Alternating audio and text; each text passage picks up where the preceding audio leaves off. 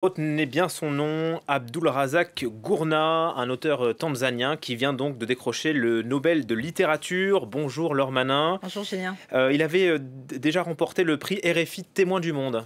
Oui, alors faut-il y voir un lien de cause à effet? Moi, j'ai tendance à dire que oui, que si on a le prix RFI Témoin du Monde, peut-être qu'on est le futur prix Nobel de littérature. Pour revenir un petit peu aux choses sérieuses, vous l'avez dit, c'est un romancier tanzanien. Il est professeur de littérature anglaise et postcoloniale à l'université de Kent. Il vit à Brighton, d'ailleurs, en Angleterre.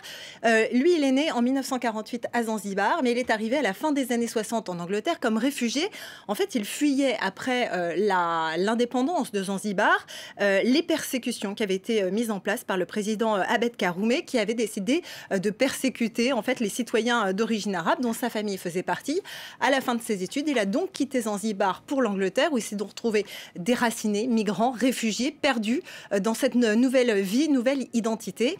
Lui, tanzanien, arrivé donc en Angleterre, et en fait, cette histoire personnelle a été le socle, la base d'une très grande partie de son inspiration dans ses romans. Il en a écrit une dizaine, plus quelques nouvelles.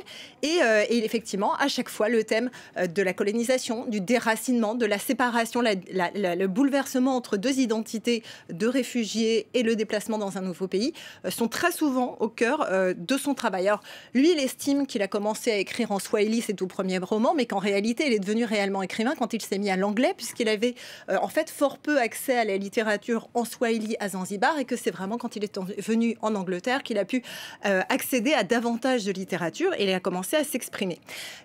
Quelque chose qui marque beaucoup son œuvre aussi, c'est qu'il rompt avec la perspective coloniale qu'on retrouve souvent dans les romans qui se mettent en scène les anciennes colonies britanniques. Souvent, on raconte l'histoire d'un homme européen qui va vivre des aventures en Inde, à Zanzibar, dans d'autres colonies, et puis qui revient dans la mère patrie et finit sa vie de manière plutôt heureuse. Et bien là, en général, l'histoire se passe dans la colonie, enfin l'ancienne colonie, elle y reste, et souvent, à la fin, ça se finit mal. Il n'aime pas faire des fins heureuses pour le plaisir des fins heureuses. Alors, parmi les romans qui ont vraiment été importants, une dizaine au total, le quatrième, Paradis en français, publié en 1994, a été son plus célèbre roman. Il a été sélectionné pour le Booker Prize et le Whitbread Prize. C'est lui qui lui a permis de vraiment se faire reconnaître comme écrivain. Mais toujours cette thématique du déracinement, on la retrouve dans ses autres œuvres, notamment By the Sea, Près de la mer, qui était publié en 2001.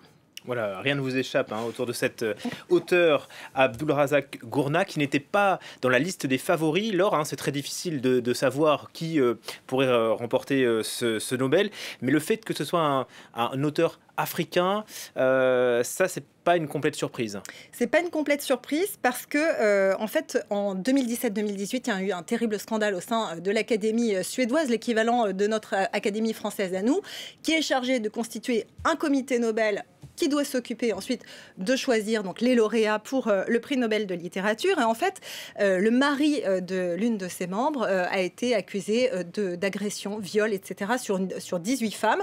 Il a été condamné. Et en fait, cet homme, c'est Jean-Claude Arnault. Il était marié à Katharina Frostenson, elle-même académicienne. Et en fait, ça a fait jaillir, ça a mis la lumière en fait sur des liens un petit peu incestueux, disons, entre le lieu culturel dont il s'occupait, sa femme académicienne, et puis aussi, lui se présentait en fait comme le 19e académicien, l'Académie suédoise en compte 18, se présentait un peu comme le 19e académicien, il prétendait avoir une influence sur les noms des lauréats, et il affirme notamment avoir pesé pour l'élection, le choix de Jean-Marie Gustave Leclésio en 2008, et à la suite de ça, il y a eu toute une série de démissions au sein de l'Académie suédoise, et à ce moment-là, il y a une sorte de remise en question fondamentale du comité Nobel pour la littérature. Ils ont décidé à ce moment-là de s'ouvrir un petit peu plus à l'étranger, on va dire au sens large, parce qu'il faut savoir que quand même l'immense majorité des prix Nobel de littérature sont des Européens et des Nord-Américains, des hommes dans la plupart des cas. Et jusqu'à présent, il y avait eu seulement 5 Africains récompensés du prix Nobel de littérature. Le dernier noir, parce que Abdulrazak Gurna est un auteur noir, le dernier Africain noir à avoir reçu le prix Nobel de littérature, c'était en 1986, c'était Wole Soyinka, excusez du peu. Alors, juste un aparté quand même, Alfred Nobel, quand il a fait son testament, léguant sa fortune donc à ces 5 prix de Nobel de littérature, médecine, physique, etc., il avait bien précisé que la nationalité ne comptait pas. Et jusqu'à présent, c'est ce qu'avançait en fait l'Académie suédoise en disant oui, on a choisi beaucoup d'Européens, etc., mais en réalité, on ne regarde pas la nationalité. Là, voilà, on savait que depuis 2018, ce scandale qui avait profondément remué l'Académie suédoise, il était question de plus d'ouverture et de diversité. Une demi-surprise donc, Abdulrazak Gourna, récompensé Nobel de littérature 2021. Merci beaucoup, Laure Manin.